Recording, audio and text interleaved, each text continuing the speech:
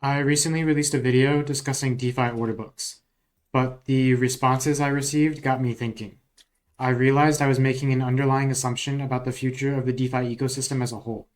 To be clear, I think this assumption is correct, but the responses highlighted that other people weren't making the same assumption. So I want to address this disconnect and talk about the assumption directly. After watching this video, re-watching the prior video may give you a different perspective. I'll leave a link to that video in the description so you can check it out after. To try to prevent more confusion, I'm just going to be upfront with the assumption.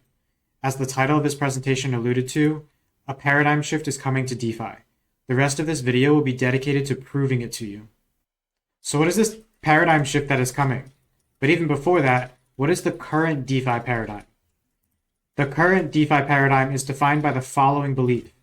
dApps must be self-sufficient. The underlying assumption is that a dApp cannot rely on external factors to stabilize it. Therefore, it must have its own liquidity source, its internal incentives must be enough to keep it going, and it must be feature complete for its niche. As a result, dApps are effectively these giant monoliths that are isolated from each other. Each dApp is a separate end-to-end product. Sure, you can move funds between them using dedicated transactions, but the dApps are not designed to work together. They are designed to be separate. Take a moment to think about what this means. The current paradigm has a winner-take-all mindset. dApps don't share liquidity. The liquidity of the DeFi ecosystem is fractured across all of the current dApps. dApp developers have an incentive to be antagonistic towards other dApps because if that dApp collapses, the liquidity might come to their dApp. Launching a new dApp means starting from zero. Each new dApp needs to bootstrap its own liquidity just to get off the ground. New dApps can't build off the foundation of other dApps. In this video, I'm going to show you how self-sufficiency is not only unnecessary, but how it is actually holding back Cardano's DeFi potential. I suspect one reason dApps are designed to be self-sufficient is because blockchains must be self-sufficient. Then, since dApps are built on top of the blockchain, people seem to conclude that dApps must also be self-sufficient. But this is wrong. Blockchains exist isolated from one another. Getting one blockchain to see the activity on another blockchain is extremely difficult. This is not true for dApps. dApps exist together on the same blockchain, and it is trivial for one dApp to see what other dApps are doing. This is a huge distinction. To give an analogy, imagine a spaceship flying through space. The spaceship itself needs to be self-sufficient. It can't rely on help from other spaceships, so it must ensure it can take care of itself. But what about the crew members inside the ship? Do the crew members each need to be self-sufficient? No. They can rely on each other. The spaceship is like the blockchain, while dApps are like the individual crew members on the ship. dApps don't need to be self-sufficient as long as they can rely on each other. All complex systems work this way. Biological life works this way. The human body is made up of specialized cells and organs that work together to make you. Economies also work this way. Adam Smith's Wealth of Nations explained how having specialists work together can make the overall economy more efficient. Henry Ford was only able to mass produce his cars so quickly and so cheaply thanks to this division of labor. When specialized pieces work together for a common goal, the relationship becomes synergistic. I'm sure you've heard the quote, "The whole is more than the sum of its parts." That quote is the definition of synergy. Even religious texts speak of the power of synergy. The Tower of Babel was achievable while everyone was working together. Everyone had their own tasks, but collectively, they could reach God. The moment they stopped relying on each other, the project fell apart. To me, this quote isn't literally referring to spoken language, it is referring to unity. When humanity works together, the impossible can become possible. The modern-day equivalent would be going to the moon in the 1960s. The new DeFi paradigm will be entirely based on the idea of synergy. dApps will specialize. They will outsource things to other dApps that specialize in that particular need. And they will rely on each other. As a result, incentives will flow across dApps. No dApp will be self-sufficient, but that is fine because they don't need to be. dApps can stabilize each other. No dApp is an island. The rest of this video will be dedicated to showing how much better this new paradigm will be. I'm going to revisit the order book example from my prior video, but I'm also going to address the responses I got from last time. In the synergy paradigm, most dApps will not have their own liquidity sources. They will outsource this to a dApp that specializes in providing liquidity to dApps. That dApp is a DeFi order book. As the responses to my video pointed out, There are two areas of liquidity on order books: liquidity at the market price and the liquidity above the market price. I'm going to show how both areas are satisfied through synergy with other dApps, and how the two areas are synergistic with each other. But first, let's look at the DeFi order book when isolated from other dApps. The main user of the order book is a trader, someone who just wants to convert one asset to another for investing purposes. These traders want liquidity at the market price, but liquidity providers want to make a profit from providing the liquidity. Therefore, they are only willing to provide liquidity above the market price so that they can profit from the spread. This is a very serious incentives mismatch. Before you start saying to use market makers, I want to move to the synergism. As you'll see, market makers should be considered separate dApps to the order book. For now, these are the two key takeaways. Traders demand liquidity at the market price, but there is no supply for it. Liquidity providers have a supply of liquidity above the market price, but there is no demand for it. Okay, consider a lending dApp that doesn't have its own liquidity. Alice wants to borrow Jed, but Bob only has USDM. Therefore, Bob can't be Alice's lender. This dApp has demand for liquidity, but no supply. It's stuck. But what if we took this defunct lending dApp and make it work with the DeFi order book? Bob really wants to lend to Alice and is willing to pay up a little to convert his USDM to Jed. He believes the profits he can make from lending will offset the premium he pays for the conversion. This is an extremely important point. Bob, the lender, is willing to convert his USDM to Jed at a rate above the market price. Remember, liquidity providers for the order book have a supply of liquidity above the market price, but no demand for it. The lending dApp has the exact demand that was missing from the DeFi order book. By having the lending dApp work with the order book, liquidity from the order book can flow to the lending dApp, and the demand from the lending dApp can incentivize liquidity on the order book. This synergy creates a new class of users for the DeFi order book. These new users are willing to pay for the liquidity above the market price. They satisfy each other's needs, and therefore they compensate for each other's weaknesses. Every new dApp that needs liquidity adds new users of this type to the order book, and therefore adds even more demand for liquidity above the market price. Consider an options trading dApp that also doesn't have its own liquidity. Charlie sees an options contract priced in Jed, but he only has USDM. Just like Bob, Charlie is likely willing to pay a premium to convert his USDM to Jed in order to buy this options contract.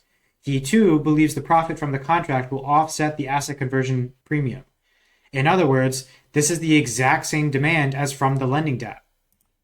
By also making the options trading dApp work with the order book, the options traders become new users of the order book as well. This results in even greater demand on the order book, at least for the liquidity above the market price. This part wasn't covered in my other video. I had just assumed what follows to be the case, but I should have talked about it too. We covered the supply and demand of the liquidity above the market price, but the traders are still demanding liquidity at the market price. Where does this supply come from? It comes from a new type of market-making liquidity pool. These are not AMM liquidity pools. These liquidity pools will act as real market makers for the order book and look to make money off the spread. AMMs don't factor in the spread of an order book at all, so they can't be used here. These pools need to account for what is happening on the order book. Instead of using AMMs, the pools can provide liquidity at the market price and then settle up against the order book later, ideally for a profit. Acting as real market makers increases the risk of liquidity pool participants, but it also increases the potential rewards. The pools could share the market-making profits with all of their token holders. In other words, the liquidity pools are incentivized to fill the traders' demand for the liquidity at the market price. A quick tangent before moving on. I want to make an important distinction. I previously said the people providing liquidity above the market price are trying to make money from the spread. These liquidity pool market makers are also doing that. So why does one end up with liquidity above the market price and the other with liquidity at the market price? The amount of liquidity being provided matters a lot. The key distinction is that liquidity pool market makers have much more liquidity available than individual retail providers. This means the liquidity pool-based market makers will be able to profit from tighter spreads. 0.1% of 100 ADA is very different than 0.1% of 10,000 ADA. There is technically no such thing as liquidity at the market price, even in TradFi. But the tighter spread from liquidity pool market makers is close enough to satisfy traders. TradFi order books are proof of this. So liquidity pools will provide liquidity close to the market price, and individual retail liquidity providers will provide liquidity further above the market price. Back to synergy. The synergy doesn't stop there. Market making is significantly easier in the presence of demand for liquidity above the market price. In other words, the market making liquidity pools also benefit from the order book working with other dApps. To see how, consider how market makers earn a profit. As I previously stated, they make money from the spread. They never provide liquidity directly at the market price. Instead, they provide liquidity just above or just below. That way, when they round trip, they earn a profit on the spread.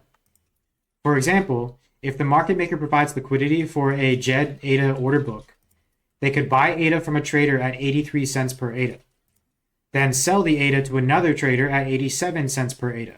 They would make a profit of 4 cents per ADA. But what if the market maker also provided liquidity above the market price? They could buy ADA from the trader at 83 cents per ADA, then create a limit order to sell the new ADA at 92 cents per ADA. Since there is demand for liquidity above the market price, the market maker would make 9 cents per ADA on this round trip. That's more than double the profit from the first approach. This doesn't work in TradFi because there is no demand for orders above the market price. Synergistic DeFi creates this demand. Market makers can create their own spreads, and as a result, it provides even more opportunities for market makers. Here is the complete picture. The lending and options dApp have a demand for liquidity above the market price. This demand incentivizes that liquidity to appear on the order book. Then, traders on the order book demand liquidity at the market price, or at least as close to the market price as possible. So, community-managed liquidity pools are created to provide it. The entire order book is filled with liquidity. It is the combination of these parts that create a stable order book. Think about what this means for other dApps.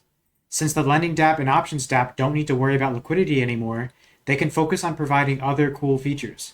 In other words, they can specialize to their own niches. Just like with everything else, specialized dApps will be more efficient and therefore cheaper than their non-specialized counterparts. This greater efficiency means they can go after more profitable opportunities. Even the liquidity pools now have much more profit potential. Before, the liquidity pool providers only got a cut of the transaction fees. Now they can get a cut of the actual market making profits. And they can profit by providing liquidity both at the market price and above it. What I said in my prior video still stands. For liquidity, retail liquidity providers will use liquidity swaps to provide liquidity above the market price. Meanwhile, market makers will allow traders to transact with them directly instead of the order book. The market makers will settle up against the order book later, ideally for a profit. For UTXO contention, composition users can get around UTXO contention by paying premiums for asset conversions. Traders and market makers can get around this by hiring bots.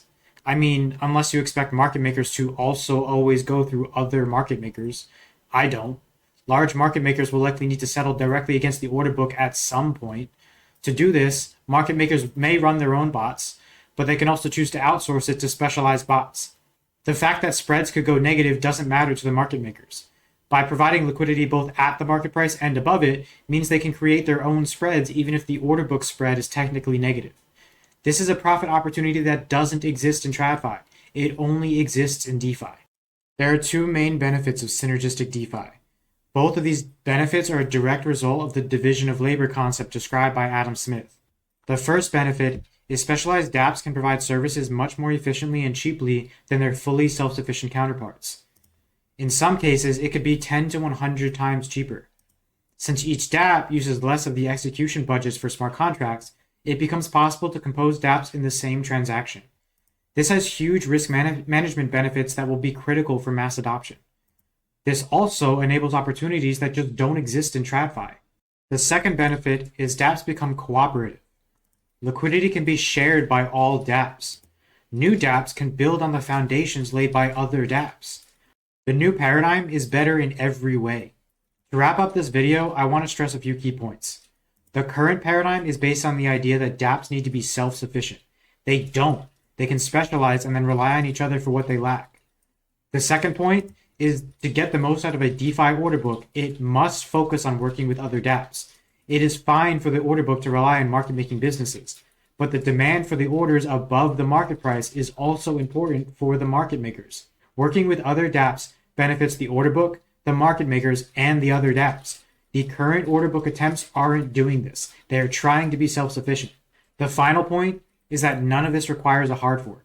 Synergy is already possible on Cardano.